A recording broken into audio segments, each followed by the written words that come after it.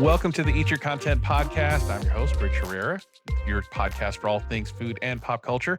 Thank you so much for pushing play on my podcast. Just a reminder to like and subscribe wherever you get your podcast, and also on social media at Rich Herrera and at Eat Your Content. That way you know when things are coming up. My guest for today needs hardly any introduction. He co-founded E Entertainment Television almost 40 years ago, helped change how we watch celebrity culture. He spent decades building media businesses from LA to Shanghai, and he's also the author of Offscript, Recipes for Success, a memoir meets cookbook that mixes career lessons with recipes that shaped his life. So today we're going to go beyond the curtain of E Entertainment Television, pick a few celebrity origin stories maybe, and find out what meals he likes to cook when things go sideways sometimes. My guest today is Larry Namer. Larry, thank you so much for coming on the pod. Thanks for having me. I appreciate it. So I kind of want to back up a little bit and talk about your background and kind of how E came to be. E Entertainment Television, even to this day, is probably the only 24/7 cable news network for celebrity gossip and celebrity news. But you grew up in Brooklyn, and your path kind of led to the founding of E.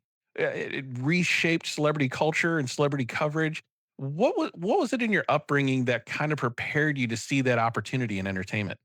Well, I got to admit that at first I didn't necessarily see that as my career path or chose to follow it. It just kind of followed me. But yeah, my parents were of immigrant stock, and their uh, desire for their kids to get a civil service job and be able to retire with a pension and do all of that. And I was actually the first kid in the family to go to college.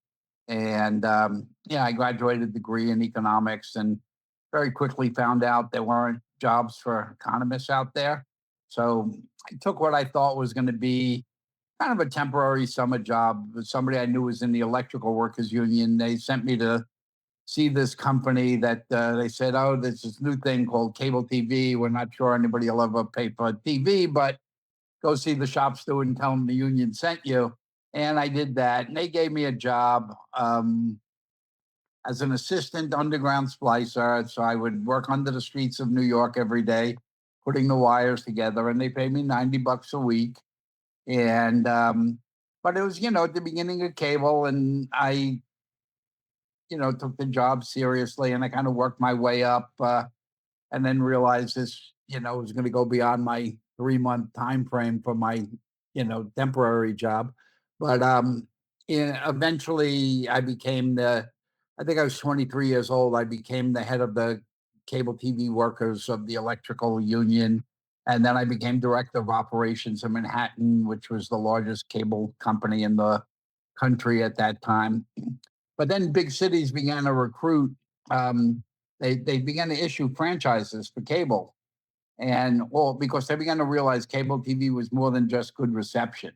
Before it was a rural thing to help people get television, without an antenna. And but the one caveat all the big cities had was they wanted the cables to go underground. And lucky for me, I was like the only person who ever built underground cable systems because there was no telephone poles in Manhattan. And so there was a Canadian company who won the franchise for Los Angeles, the San Fernando Valley. And they had to build it underground, and they tried to recruit me. And I resisted until I couldn't resist anymore. And, so I came out and worked for Build Valley Cable, which was one of the first 61 channel two-way cable systems built in the world, for that matter, back then. And, but you're a Brooklyn kid. You come out to California and everybody's going to parties and premieres, and, everybody's in the entertainment business or close to it. And, I said, I wanted to get on those lists, and they kept turning me down, saying, oh, you like the utility, you like the gas company. And then finally I met somebody at, I think it was Universal, and in the marketing department. I said, I don't understand this one thing. I said, the most effective vehicle you have for marketing a movie is a movie trailer. But yet the only time I ever see a movie trailer is when I'm already in the movies. I said, wouldn't you rather people see that when they're at home so that they want to go to the movies? And they said, yeah, but it's too expensive. I said, tell you what, you give me those movie trailers, I'll put them on TV, and you put me on those lists." And they said, "Sure." And then when we started doing audience surveys, what's your favorite channel? They go, "Oh, I love MTV. I love CNN. I love that trailer channel." And I was like, wow, I get in the best 2 minutes of a $50 million movie for free. Then movies are only 50, and people love it. And I filed it in the back of my head. But then the company that I worked for, which was a Canadian company, sold out and they moved back to Toronto. And they wanted me to go to Toronto. And I was like, no, no, no. I said, I didn't go from New York to LA to go to Toronto. I'm done with the cold. And me and my partner, my friend Alan, we started just kicking around ideas to stay in California. And Alan says, I've been playing around with this idea. I wonder why nobody's done MTV of the movies. And I said, wait a second. I said, I had this trailer channel on Valley Cable and everybody loved it. And when you think about it, and what did MTV do in the early days? They stood a host in front of a green screen and said, hey, Madonna has a new video. I said, we could stand a host in front of a green screen and say, and Schwarzenegger has a new movie. Um, the business model is fairly close. You're getting high quality production value for free, and you're using very inexpensive to shoot host introductions of the content you already got for free. So we thought we were brilliant. We wrote a business plan, and everybody just said, it's interesting idea, but no, people don't start TV networks. It's you got to be a big media company. You got to be Fox. You got to be Disney. You got to be Paramount. People, there's never been a person who started a TV network, and trust me, you guys are not going to be the first. And well, we weren't smart enough to listen, and we kind of went 3.5 years, and we met a guy on Wall Street who we went to his office and he had movie posters on the wall. And he's like, oh, I used to be the entertainment reporter for my college newspaper. And I really like this. I want to do it. And, at that time, starting a TV network was somewhere between 60 and $100 million. And, I said to the guy, I said, yeah, could you give us more like the 100 million so that we could do everything we want? And he goes, oh, no, no, no. I'm only allowed to sign for 2.5. I'm like, what am I supposed to do with 2.5 million? I can't even buy the cameras for 2.5 million. And he said, that's all I could sign for. Anyway, Alan and I said, you know what? Chances of us, getting bigger money anywhere else are not good. We said, well, fine, we'll take it. I had a friend teaching radio, television, film at University of Texas in Austin. And I called him up and said, do you have kids that need, summer intern jobs? And he said, yeah, we had trouble placing a lot. I said, great, send me all you got. And what people don't realize, because he's a monster today. I mean, it's 142 countries, evaluation of around $7 billion. And everybody, arguably the largest influence of pop culture in the world. And but people don't realize that he started with by two idiots from the East Coast who weren't smart enough to go away. We had 11 employees and 31 interns and $2.5 million. That was how it started. Wow. At what point did you realize that E could be something? What was when you were working behind the scenes and kind of watching things grow? What was the moment that you can kind of maybe put your finger on and say, I think I got a network here. I think I got something here. Well, we launched it and stuff, and we Alan and I always believed in it. We said, if you really just think that cable TV back then was an electronic newspaper, CNN was the headline, ESPN was the sports, home shopping were the ads. The second most read section of any Sunday newspaper was the entertainment pages. And we said, clearly that's missing from the equation. So we always believed in it. But once we went on the air, and again, $2.5 million, and that's all we were able to raise. People were going, oh my God, why don't you tell us that's what you want to do? We would have given you the money 3.5 years ago. But we very quick, we became the fastest growing TV network in the world. The first year we were in 14 other countries, which was Wow. unthinkable. And then, I mean, we grew, let's see, from the 11 employees and 31 interns, I think 2.5, 3 years later, we were at 1,100 employees. So Wow. the growth curve was quite sharp. Yeah, yeah. I got exposed to E via Talk Soup with Greg Kinnear when he was the host, and his career has blown up obviously since then. Out of all the different hosts that you've had on different shows on E, what's the best I knew they were going to blow up moment that you can remember? Well, I mean, with Greg, that was actually, that was one of mine, and that was we we had very limited money, so we had to do stuff on the cheap. So we had to be very creative. And when I told our crew, I said, "Hey, I want to do a TV show that makes fun of TV shows." They looked at me and they said, "Are you out of your mind?" I said, "No, I'm telling you, it's going to work." And with Greg, Greg was fabulous, and women just loved Greg. Particularly when he made a mistake, and they go, "Oh, he's so vulnerable. We just love him." And so, see, Greg, just watch the clips and just freeform it and stuff. So, when people made fun of E, they said it's never, that's ridiculous. Nobody will ever go along. He ran 26 years.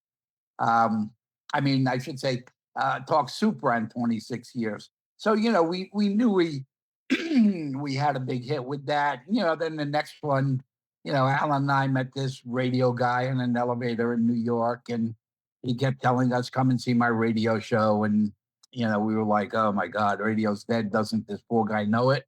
And but we went and saw it, and to me, there used to be an old TV show called WKRP in Cincinnati, which was all about an ensemble crew doing a radio show. And when I watched Howard Stern's show, I went, "This is the reality version of WKRP." And yeah, but that was another one when, we told people, we said, "Hey, I want to put cameras in this guy's radio studio." They were like, "Larry, radio's been dead. What are you talking about?" And Howard obviously did pretty well. Um, but those were the early ones, and then we went on to do Wild on E and E Hollywood True Story and The Girls Next Door with Hefner and the girls, and and most recently, obviously, the Kardashians. Yeah, yeah. So, what do you think is E's biggest impact to the cultural, like pop cultural landscape as it stands today? Well, before us, I mean, and people would kind of look at me when I say this. Um, Everybody was taking this stuff so seriously. They would Mm, interview Tom Cruise and go, "So, Mr. Cruise, tell us about your next movie."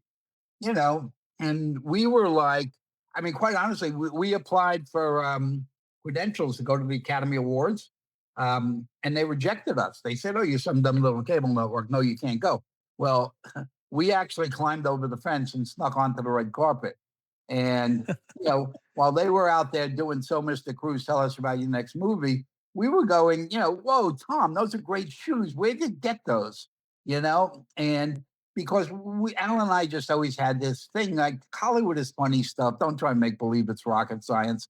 So we dealt with stuff very irreverently. Again, when you look at Talk Soup and Howard, and then Fashion Police with Joan Rivers and stuff like that. It was all a reflection of Alan and my sensibility. Like, Hollywood is funny stuff. Don't take it too seriously. And people loved it. People were saying, this seems like pirate television. And quite honestly, it was, because we didn't even have money to buy broadcast cameras.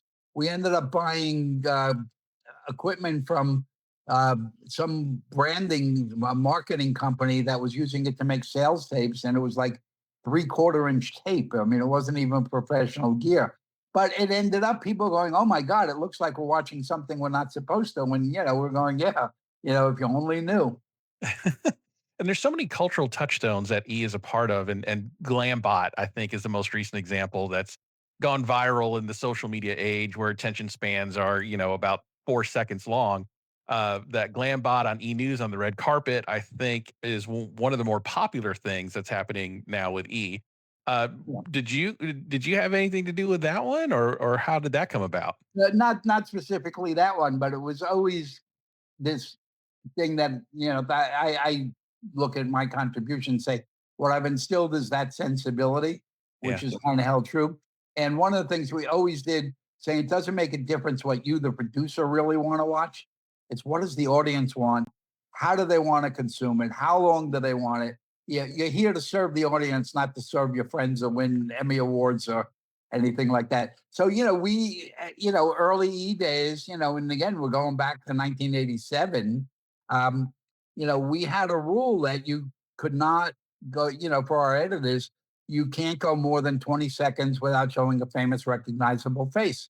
So we were looking at short form when everybody was still in 60-minute formats. So I want to talk a little bit about your international work. So you've done work internationally in Russia and in China. You built programming for international markets, and I think a lot of people say, and it probably is true, that America's greatest export is our entertainment. How do you translate American pop culture for different international audiences? Um, well, number one, the subject matters. Is the subject matter gonna, carry you through? I mean, with for us, it was obvious. People around the world love Hollywood and Hollywood celebrities and all that. But when I got to Russia, I was still at when they did Russia, but I got there as a favor to a lawyer friend who had some clients that were trying to do some media business there, and he asked me to go take a look. And the first thing we did was a music festival, which was ran up until the Ukraine war. It was June 16th to June 21st, called the White Nights Festival, and it's the longest day of the year. And we would bring in Western artists, and literally in 6 days, we'd raise 100% of the budget for the Children's Hospital and the orphanage in St. Petersburg. And but and then while I was there, I started doing say, boy, these people got a lot of problems, and they go home and all they watch is bad news. Let me give them something silly to do it. So we introduced them to soap operas, and just go home, have a beer, sit on the couch, and forget your troubles, kind of stuff. Yeah, Um, but a lot of it has to do, quite honestly, with upbringing. And in writing the book, it kind of made me think deeper than I normally would think. I didn't think about most of this stuff, but then writing the book, I was going like, why was it that I was able to create in Russia and create in China and do all this? And a lot of it has to do with the way I was brought up family wise. Like after my dad passed and my mother was living in Florida, I would go there and, say, hey, mom, tonight I want to go to the Italian restaurant at 8 o'clock. And she'd go, no, we're going to the deli at 5:30. And I'm like, no, I don't eat at 5:30 and I don't want deli. And she'd go, this is my house and you're a guest. If you don't like the rules, go stay in a hotel. And that's kind of the way I've always approached these other countries is going, I'm a guest there. I'm not there to change their government or, free them from communism or anything like that. I'm there to let them go to sleep with a smile on their face and wake up the next day thinking it's going to be a better day. yeah, yeah. So let's talk about the memoir now. So Offscript is part memoir, part cookbook. So I thought that was interesting. I've read memoirs from chefs that were cookbooks. That's kind of a natural fit together. But what made you decide to pair recipes with career stories? Are you a foodie at heart? Yeah, I'm a big foodie. I've been cooking since I'm 12. My parents both worked, so it was learn how to cook or eat peanut butter and jelly for dinner Mm, every night, and I wasn't about to do that. So I started, reading my mom's cookbooks and cooking, and then realized I was actually a better cook than she was. Um, so I just kept going, and I really liked it. And then in college, I actually got a job working in the kitchen of a Chinese restaurant, and they just got the biggest kick out of teaching a Caucasian kid how to cook Chinese food and stuff like that. But I was good at it. So I cooked in Chinese for 2 years. I cooked in Italian for 2 years. Got me through college. And but I've always loved it. But then people have been bugging me to write the book. And I'm like, no, I'm not ready to write a book. I don't want to write a memoir because I'm not ready to write a last chapter yet. And I'm like, my best stuff is still in front of me, not behind me. And so somebody kept pushing me. And then, I said, you know what? If you really take my life career, you could break it up into 8 different parts. There was my growing up in Brooklyn parts, my Manhattan cable years, my Valley cable years, my years, my Russia years, my China years, my COVID years, my post COVID years. I said, there are actually interesting recipes and stories that kind of come from each of those segments. And I can match the stories with the recipes that inspired me during that time. Like I'm one of the few people in Hollywood that's never been in therapy, and It's true. I mean, I just never do because I've always had cooking has been kind of my meditation, my therapy. I could have the worst stress out day. I go in the kitchen to cook, and by the time I finish, I'm like, I'm okay, I'm good. Um, and it has a lot to do just the process of chopping and colors and all of that. Just takes my mind off of the problems. And usually, by the time I get finished, what seemed like a problem has kind of solved itself anyway. So I don't get crazy about a lot of stuff. So yeah, so wrote the stories of those times, and then with the recipes that I knew how to cook during those times. So yeah, the book is a little bit, and that's kind of what got me over to doing it. Is when the people that were publishing it, I said I want to combine my memoir with a cookbook, and they kind of looked at me and then went, okay, let's try it. No, it did well. I mean, the book went the bestseller list in 4 days. Wow. Wow. So what's the go-to recipe for you on after a long day, you want to de-stress? What's the go-to? Well, I love if I'm going to have guests over, I'll do something Chinese or Asian because it always amazes people that I can cook Chinese food as good as any Chinese person on the planet. Um, so if I'm looking to impress, I'll do that. Or if it's just me, I mean, I'm very much into Japanese sushi and stuff, and I know how to do that stuff, Japanese food really well, um, and it's fairly simple. And these days I'm trying to be a little bit healthy anyway, so you know, doing that. Yeah. So, one thing with combining the memoir with a cookbook is, you have a lot of life stories and a lot of career advice that you give in your book. If you had to distill it down into three essential ingredients to have a successful life or successful business, what would those three essential ingredients be? Do you think? Well, first and foremost, and people always ask me this when I talk at entrepreneur conferences and I talk to young people. I think we do a great disservice in that we, keep telling people, "Oh, follow your passion," and we get these kids to follow their passion, which typically I find that what they think is their passion is really their hobby, or it should be their hobby. And we all have the same necessities of life. We have to pay the rent and buy food or feed the kids or educate the kids. So I always tell people find something you're good at, work your butt off and become great at it. And then you'll become very passionate about it, but it's going to give you the economic fortune to be able to follow the things that you thought were your things, but were really your hobbies. Like for me, cooking. I mean, I could end up in the kitchen of a restaurant cleaning the pots and pans. However, I was fortunate enough to be good at something else that gave me the financial wherewithal to be able to pursue that, and you know do it at a high level without having to clean pots and pans in a restaurant. Yeah. Yeah. So, again, kind of keeping up with the food and e-entertainment, metaphor, if E were a signature dish, what would it be and why? Oh God. You know, to me it's it'd be chicken parmesan. I grew up on chicken parmesan, and that was kind of the ultimate. And people always look at me and they go, "Really? That's it? Chicken parm?" They would expect me to say something much more exotic. But that was pretty basic and stuff. And again, he was very basic for Alan and I. We knew people loved Hollywood and Hollywood culture. And just we had that sensibility that it's funny stuff and just stick with it. So yeah, that was it. Yeah, I think that's perfect. Chicken parm is such a comfort food, right? And e-entertainment for those of us that love pop culture and love entertainment, love movies. E is kind of that comfort food for us. So I think that's an apt comparison. Yeah, Yeah.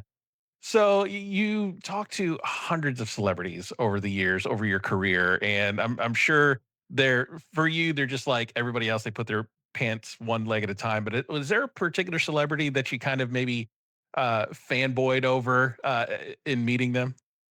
sure. Well, I mean, everybody, Alan and I know the Kardashian girls literally since they're born. We were at one time, Alan and I. Kareem Abdul-Jabbar, Bruce and Chris Jenner. We were all, and unfortunately, this other guy named O.J. Simpson. Uh, we were all partners in a new company called FXTV, Fitness and Exercise Television, which fell apart when the incident happened. Um, but that's we just managed to go on and maintain our sensibility, and that it's funny stuff.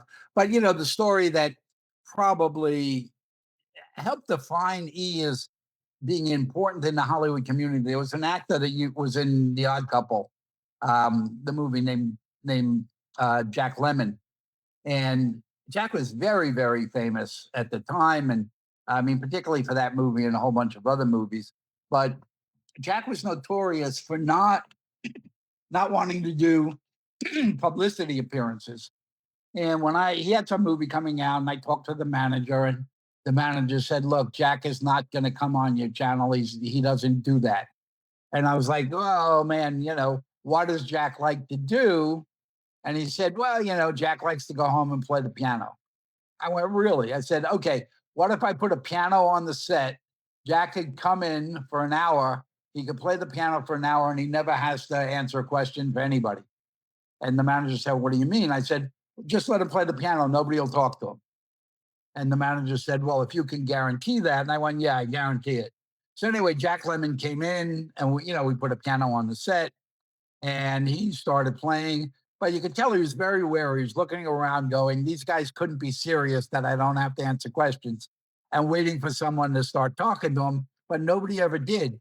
And after he got about a half an hour in, he just started getting really comfortable and just turned to the camera and started talking. And for the next half hour, he talked and said he answered the questions that everybody was asking him for the last 20 years. And when word got out that Jack Lemmon did an exclusive interview on the channel, literally it turned Hollywood around. Everybody wanted to be on the channel. Wow. Wow. You made him comfortable and he opened up. Yep. Yeah. So, where do you see kind of the future of television, movies, entertainment now? I mean, we live in an internet culture. We live in an influencer culture where anybody can kind of be a celebrity overnight and strike while the iron's hot. Where do you see the future of television and entertainment in that sense? Well, I think we see the genres keep getting wider and wider. I mean, you know, not too long ago we saw the introduction of reality TV, and while everybody said, "Oh, that's a fad," we said, "No, it's not a fad. It's not going away." And now you've got the needs of the audience change. Technology has created all these new devices. I mean, in China, we have a show in China called Hello Hollywood, which is kind of e-news for the Chinese market. And we found out very quickly 72% of the people who watch us on a cell phone. So we started shooting it differently. We edit it differently. We pace it differently. We light it differently. And we were shooting things in a vertical format, and now lo and behold, the 2 years ago, the Chinese jumped into the vertical market and producing all kinds of drama series. And now they hit the US. So, these little 2-minute shorts shot in a vertical format instead of a horizontal format. And a lot of it boosted heavily by AI. And so we don't think it's this or that. We think it's a combination of all. Sometimes I just want to watch a little 2-minute clip on my phone. Other times I want to come home and sit in front of the TV and have a beer and watch a movie for 2 hours with nobody bothering me. So um, we think none of this stuff goes away. It all becomes part of the equation. It doesn't replace the equation. And we're huge fans of AI. We just been using AI for even before GBT existed. And it's not going away. Technology marches on and it changes the business fundamentally. Um, I try to explain to people, if you were to come to me and say, "Larry, could you do a short synopsis of starting a new TV network based on, soda bottles, or, make up anything?" It used to take me 5 days to do the research and the competitive analysis, do the budgets, create a PowerPoint, blah, blah, blah. just to get a synopsis, not a full blown business plan. Now, with GPT-4 or Perplexity or one of the AI programs that I use, it takes 30 seconds to plug it in. It spits it out. It takes me about an hour to edit it because it's never perfect. It never replaces the human touch. And so now in 1 hour, I'm getting done what used to take me 5 days. And I explain to people, I go, if I could get paid for my 1 hour, what I used to get paid for my 5 days, why would I not love that? I've reclaimed the most valuable thing we as human beings have, and that's our time. We all got a limited amount of time on this planet, and you use it wisely because it's not going to be here forever. So, I could do more of them and make more money. I could play with my grandbaby more. I could learn how to speak Spanish. I've reclaimed the most valuable thing we have. So AI is not going away. Learn it or perish. Right.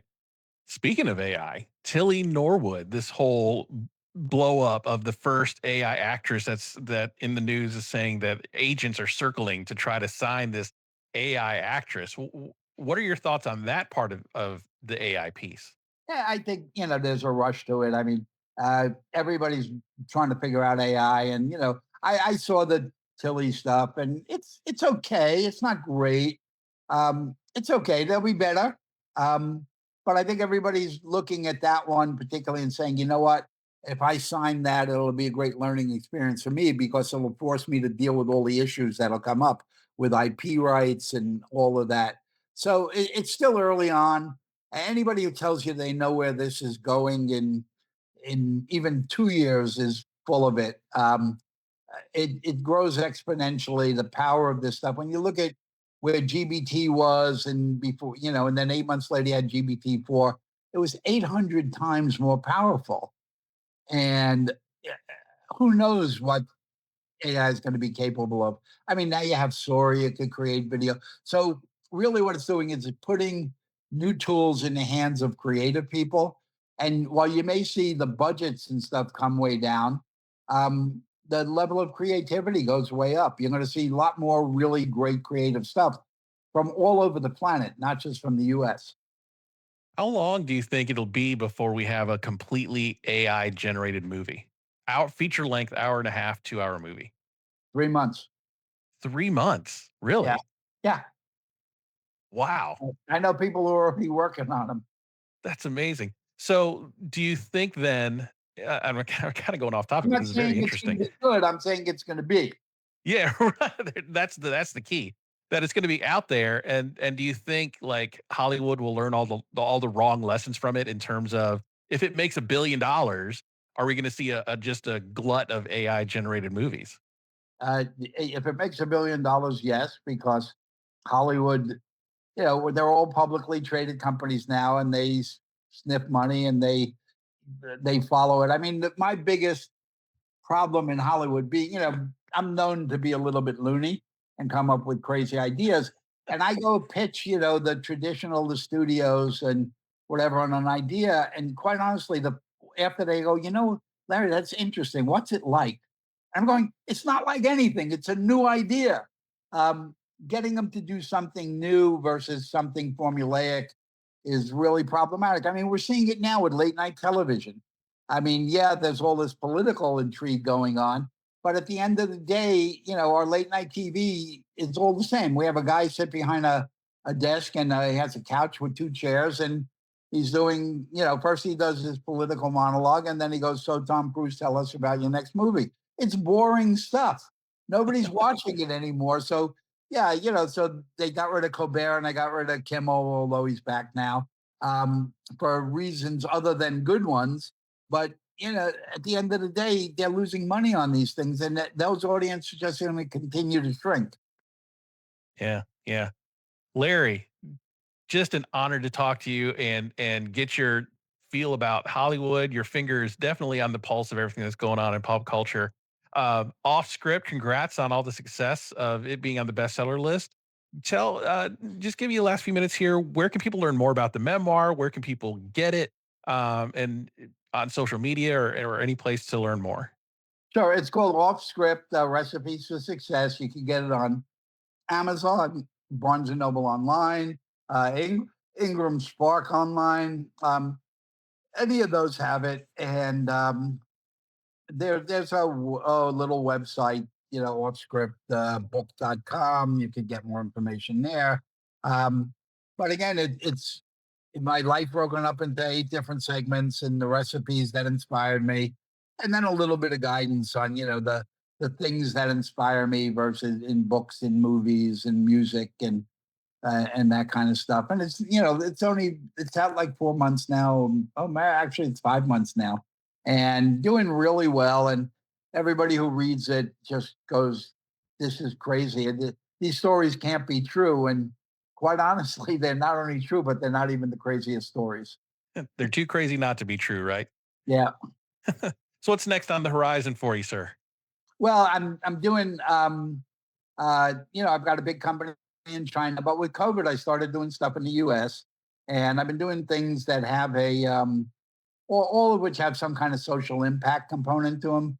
So financial wellness for millennials and conscious parenting about trying to be a parent in today's world. We've got a nighttime talk show coming up early next year with a woman host called Natasha After Dark, which is Natasha Graziano is number one female motivational speaker. And her show is very much motivational, inspirational. It's not promotional.